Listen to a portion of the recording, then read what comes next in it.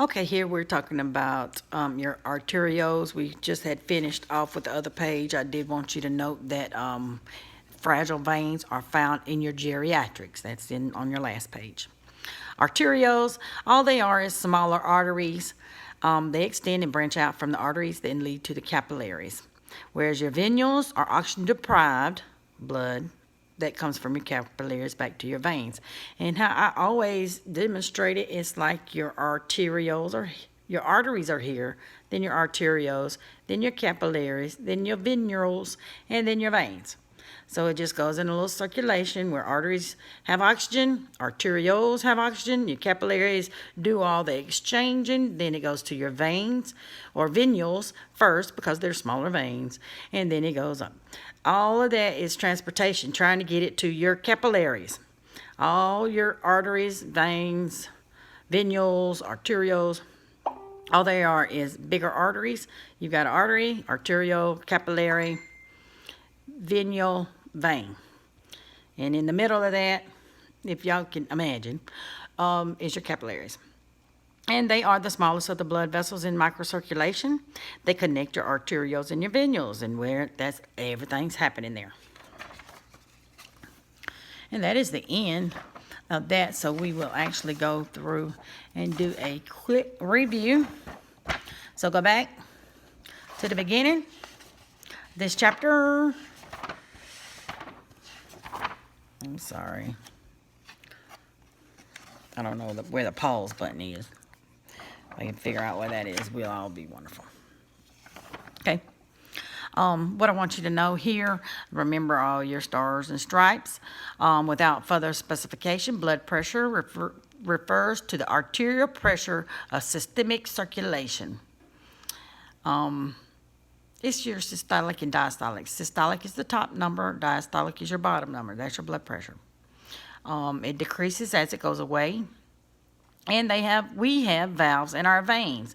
Gravity and pumping and contracting of your skeletal muscles influences that blood pressure. So valves that are in your veins, gravity, pumping of your skeletal muscles influence blood pressure at different places in the body. So depending on where it's at, your blood pressure may be different as well.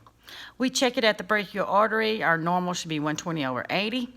Systolic means your heart is contracting. Diastolic, relaxation and dilatation. Your vital signs, we want to know our pulse. A person's pulse rate changes during activity.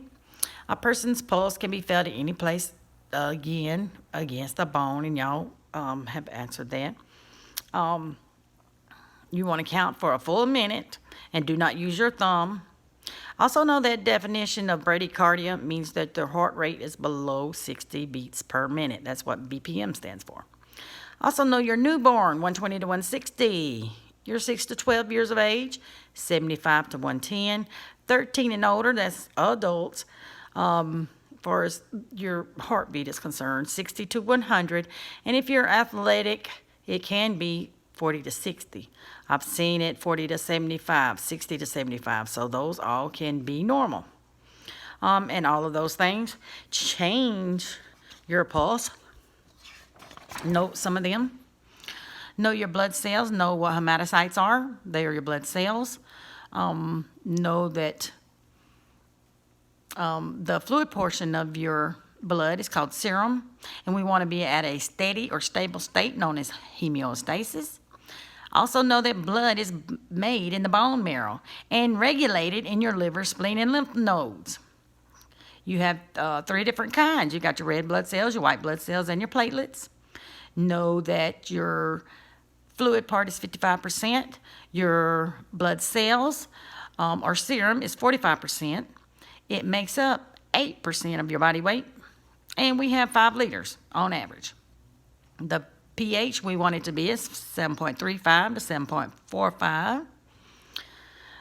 We're breaking it down. For your red blood cells are called erythrocytes. They deliver oxygen to your body through hemoglobin, which is an iron-containing pigment that gives the red blood cells their color. Also binds oxygen to those red blood cells so we can carry oxygen around. If you don't have many red blood cells, or as many as you need, or not enough hemoglobin, either one, they will call you anemic. Red blood cells live for 100 to 120 days. We make red blood cells by a process called erythropoiesis at 2 million per second. And baby red blood cells are called reticulocytes. And they live for 100 to 120 days. And afterwards, we call it senescence or eryptosis, which means we're breaking them down. And we break them down the same as many as we make, 2 million. White blood cells, they're also known as leukocytes. They are part of your immune system. When we say your immune system, we are talking about these white blood cells. Know the different kinds. Know your white blood cells do have a nucleus. Red does not. There's 2 different kinds of groups. You got your granulocytes and lymphoids. It's really kind of what they do, but and how they break it down.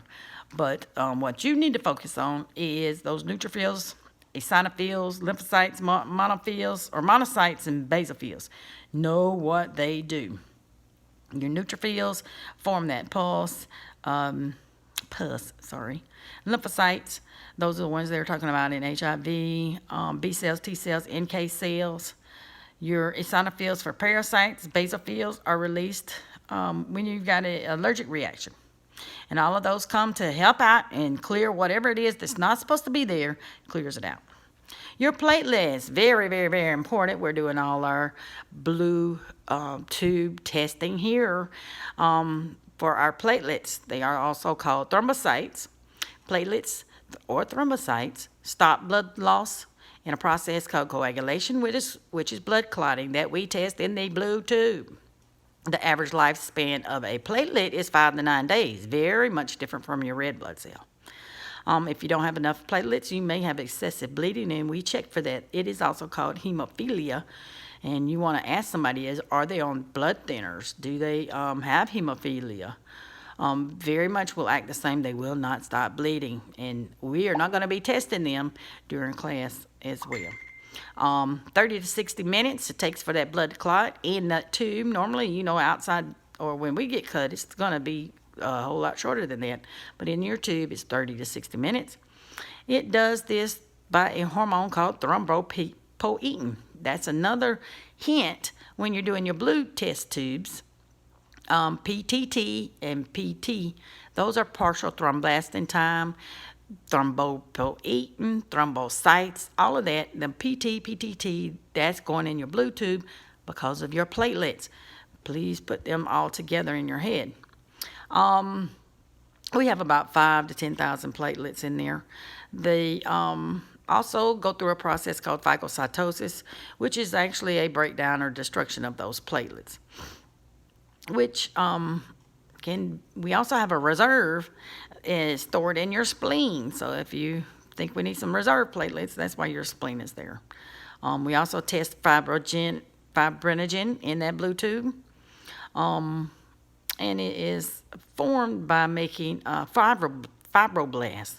Fibroblast is actually just a starting cell, which makes something, and anything with a blast on the end of it means it is making something.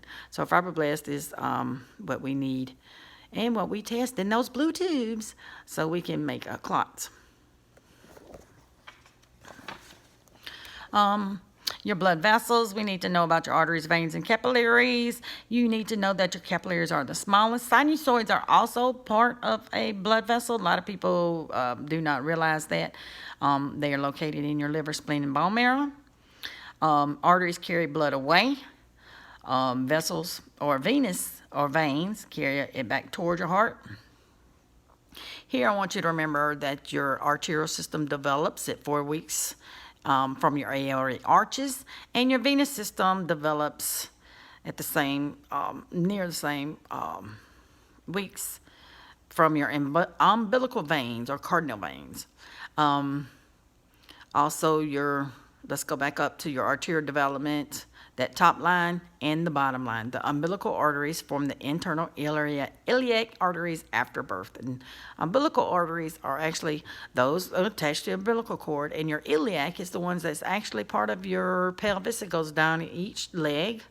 So it's in the same area. So it might help you remember it forms the internal iliac arteries after birth. And your venous system develops from the umbilical veins. So that's how they start. Know about your arteries. They are oxygen rich. You have one vein that is oxygen rich called the pulmonary vein, which it can have variations of blood pressures at certain points. We call it systolic and diastolic. Your veins, they are oxygen deprived going back towards your heart. They contain valves. They have less muscles than arteries. They have two layers, which are tunica adventia and tunica media. And the inside is called tunica intima, which is just meaning the inside. Pharyngeal veins are for your geriatric patients. There is your veins. Arterioles are smaller arteries. Venules are smaller veins. And again, all they are a go-between between your arteries. Then you got arterioles, capillaries, where everything happens, then your venules, and then back to your veins. So it's kind of like a transportation system getting to your capillaries at the bottom. They are the smallest, and they are the connection between your arteries and your arterioles. And that's the end of the chapter and your review. Good luck, guys. Y'all are doing wonderful.